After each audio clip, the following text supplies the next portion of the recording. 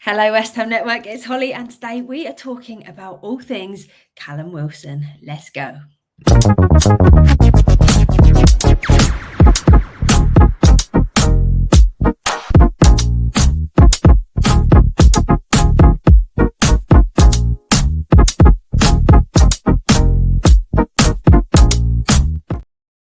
Yes, West Ham Network. So Russie B covered the reports yesterday that we were potentially looking to sign Callum Wilson. And today we're going to just be taking a little look at everything about Callum Wilson and just doing a little debrief on what this could actually mean for West Ham and what it suggests in terms of what we're trying to do this transfer window. Now, Potter is said to have decided against signing a striker actually at this moment in time, prioritising other positions technically. And of course, this could see us rely more on Fulkrug as well as having the likes of Callum Marshall be back up and getting a chance. But there is the chance that, of course, we could still go back on this and look to get Callum Wilson in, perhaps last minute, as an option that wouldn't necessarily break the bank. Personally, I don't blame Potter whatsoever for not wanting to make a striker signing if this is who is our front runner at the moment. But we're going to be taking a little look at Callum Wilson now. So he's 33 years old. He's 34 in February. And there is one very important topic that we're going to be covering shortly, which is, of course, his injuries. And we're going to be taking a little bit more of an in-depth look at what he offers on the whole and what the situation has been with him at Newcastle. Now, we've got some numbers today for you. Overall, in 239 Premier League appearances, he scored 88 goals and assisted 25 times. So this is over a total of 16,265 minutes. So you could say he's got experience under his belt, a positive of signing Callum Wilson. And I'm trying to keep it a nice balanced kind of vibe in this video, but it's very, very difficult, I have to be honest. It's hard to find positives when there is such a glaring challenge with signing him. So last season, the most minutes that he actually managed in a game was 69 minutes. But his season was absolutely plagued by injury, and not just one injury, but two, which, as you'll see soon, is a little bit of a recurring theme. So he started the season with a back injury. He returned in November and he played a total of 57 minutes across 4 games before missing another 9 games for a hamstring injury. Now, looking at total game time, of the 18 games that he featured in last season, he only played more than 20 minutes on 4 occasions. So just to sum that up, he only played a decent number of minutes in 4 out of 18 games. Obviously, that suggests that they've also been trying to nurse these injuries. So as well as if you go on Transfer Market, you'll see it, and I'm going to show you in a second how many injuries there have been. It appears that they also have to use him very sparingly, get him back slowly, and it still results in him becoming injured. And also, another point to add is that within these Premier League appearances, he did not get a single goal or assist in that time. Now, I knew that Callum Wilson had regular injuries. We have spoken about him enough on this channel to know that he's an injury-riddled player. But until I actually fully researched this video, I didn't realise just how many there were or just how bad they were and how it was the same injuries as well a lot of the time. So the previous season, 23-24, that would be, he had 4 separate periods that he missed through injury. First, he had a hamstring injury. Then he played for 4 games. Then he was out for another 4 games with a hamstring injury. He returned for 4 games. Then he picked up a calf injury and missed 3 games due to that. And then he returned for 2 games and then got a chest injury, which took him out for 8 games.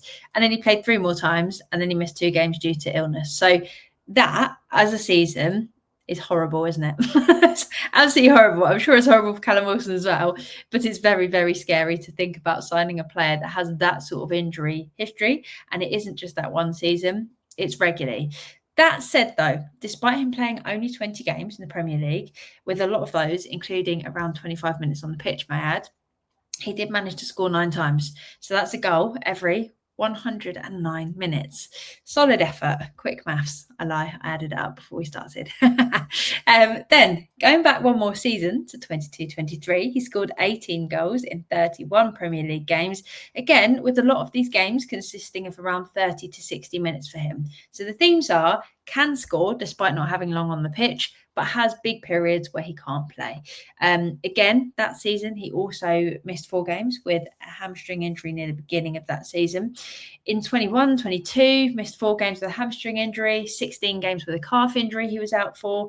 The season before, 2021, You guessed it, he was out for 3 separate periods, all hamstring injuries, and the season before that, a hamstring injury. So without meaning to be rude to Callum Wilson, I don't think his hamstrings are okay. I really don't. We're going to show a little picture up here just to show you some of the injuries.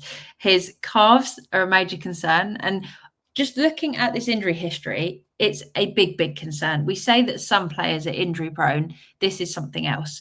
It's that big, in fact. There are 2 pages of the injuries on Transfer Market. So we've got this one and we've got this page as well. So it's all parts of the leg, mainly from ACL to knees, like I said, hamstrings, calves, and most recently we've had a little sprinkling, of course, of the old back injury. So what can we take from this? Not needing to state the completely obvious, as we know he's a huge injury risk, it doesn't look like it's going to give anyone much confidence. And I feel like even if we signed him, we'd be watching terrified that it was the moment that he was going to go down. If he even fell on the ground, I think we'd all be concerned. However, trying to put a positive spin on what he would bring, he can score in between injuries. He comes back from these long periods of being out and he comes back with goals. He's made a difference where he's been before. He was good at Bournemouth. He has played well at Newcastle in between the issues he's had. And that kind of player is someone that can make a difference. However, just looking at what we need right now, we need someone that we can build with, that's going to be here for a long time, that we can build with as part of a project as well, and somebody that we can rely upon more than we can rely on Fulkrug, really. Obviously, we don't have loads of budgets. You have to start looking at who's available, and that is going to be the players that are on a free, the players that are older, and it becomes a more short-term fix. But the question is this just too much of a risk with these injuries? Now, taking a look at his seasons, this is the one that really sums it up, I think. He's had more than half a year out injured for most of the last 5 seasons. But he is still managing, like I said, to score a decent amount of goals despite that. But do I think that he is a player that we should be spending our very little available transfer budget on? No, I don't think we can rely on him, and I don't think it's a move for the future. I think it would be a very short-term one to sort of help us through this season. I think he could be an okay option at the end of the transfer window, depending on what else we've managed to do. I don't think it'd be the worst bit of business, but for me, I'd be putting him through every single pacing that I could at the medical, and also making sure that he's actually not nursing an injury at the moment and that his fitness isn't struggling. So there'd be some massive question marks over what form he's actually in at the moment, what injuries he's got and what they look like. Does he still have ongoing issues with muscles, or is it something that just keeps pinging and going, but it's fine the rest of the time? So these are the questions that I'd be asking, and I think we'd need to do an incredibly thorough medical. I think as well, one of the biggest telltale signs for me was that it was reported that Wilson was offered like a pay-as-you-play deal with Newcastle, but he couldn't agree with the club what the terms of that would be. And for me, that's a sign that they probably wanted to base it more on appearances, goals, assists, and he doesn't trust that he'd be able to play regularly in the Premier League. So for me, that's also a massive, massive red flag in terms of whether or not we've got a player that even thinks that he's up to the fitness to play regularly in our league. Now, there have been reports suggesting that Potter would want to make sure that any contract was largely based on performance, which would make sense given Wilson's injury record. I think you'd be crazy not to want that. But the question that I've got for you today, would you want the deal to get done if it was mainly based on how many games he played as well as goals and assists? So we're not really paying him much unless he's able to actually perform for us, because that's the only situation that I feel could be beneficial, depending on what we manage to get done in the transfer window, bringing in someone that's got a bit of experience, because we've got rid of some of our more experienced players, and bringing in someone that hopefully could come on, despite whether he's out injured or not, come back and bag a few goals and not need too much time to settle in. Is that asking too much of him at 33? I don't know. And this is the reason that I would want that medical to be so thorough.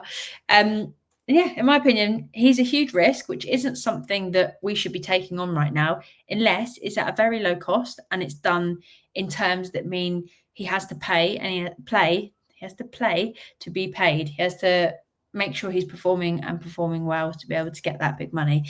Now, he could be one that does just sort of bridge a gap, I suppose, as this rebuild continues. While we have to eke out what transfer budget we've got, we might be able to bring him in, bag a few goals, help us out, give us a little bit more squad depth, and then obviously invest in future windows if striker is not our priority right now. Because as we know, we've still got many positions that are vital that we also fill.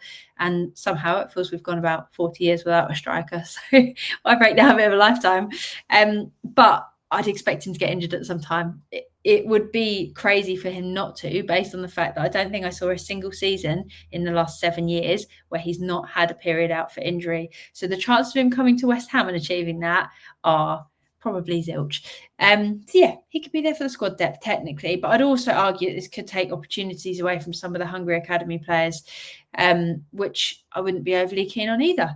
Burnley, they're another side that's said to be interested in signing Callum Wilson. So we'll have to stay tuned to see what the next moves are for him. But let us know your thoughts in the comment section. It's definitely an interesting one because I think when you're looking at, if we're not putting a big bit of budget behind the striker, do you bring in someone that's got experience that's going to cost very little and can do a job for short term?